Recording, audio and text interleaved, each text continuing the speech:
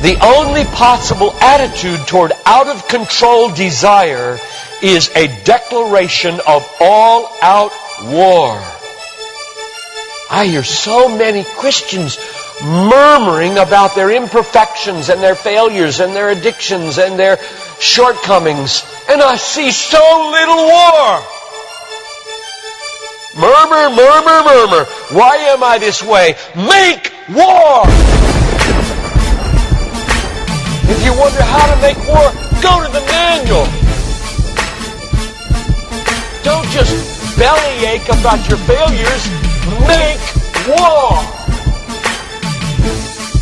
He says, I'm continuing the quote, there is something about war that sharpens the senses. You hear a twig snap or rustling of the leaves and you are in attack mode. Someone coughs and you are ready to pull the trigger. Even after days of little or no sleep, war keeps us vigilant. There is a mean, violent streak to the true Christian life. But now let's very carefully ask, violence against whom? Or what? Not other people. Not other people. Not other people. Not Muslims. Not Hindus. Not Buddhists. Not atheists. Not secularists. Not nominal Christians. Not wives or husband or children or ornery bosses. But on every impulse in our soul to be violent to other people. Violence, a mean streak in Christianity, against our own selves. And all in us that would make peace with sin and a settling in peacetime mindset. We make war on that in us. It's a violence against all lust in ourselves, all enslaving desires for food, caffeine, sugar, chocolate, alcohol, pornography, money, the praise of man, approval of others, power, fame. This is our enemy. This is where we make war.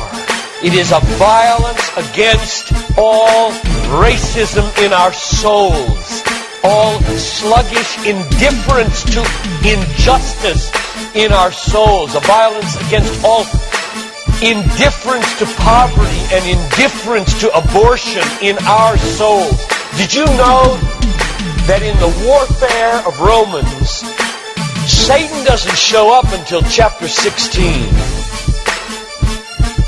We tend to think of spiritual warfare as this little thing where you find some way to pray or some way to lay hands on or some way to do a Satan thing. Well, that's important. Believe me, that's important. We war not against flesh and blood, but against principalities and powers and world rulers of this present darkness and spiritual hosts of wickedness in the heavenly places. That's important. But you know what? It's not nearly as important as this. Because the only foothold Satan has in your life is your flesh and your sin. Nobody goes to hell because of Satan. The only reason we go to hell is sin. Much more important than fighting Satan is fighting sin. This warfare in verse 13 is vastly more important than figuring Satan out. Get that. My biggest enemy is not Satan. My biggest enemy is John Piper. And he's the only reason I'll go to hell, not Satan. Satan, you don't have nearly that kind of power. And therefore, I really care about us learning how to do this battle. Christianity is not a settle in, live at peace with the world the way it is religion. Like most Christians live their daily lives. Verse 13. If by the Spirit you kill. There's a mean streak in Christianity, and it's not against anybody else but ourselves. In fact, it's against the meanness of ourselves against other people. If you feel like you're a mean person against others, a harsh person, a critical person, you know your problem? You haven't learned to make war. You haven't learned to be mean. You haven't learned to get violent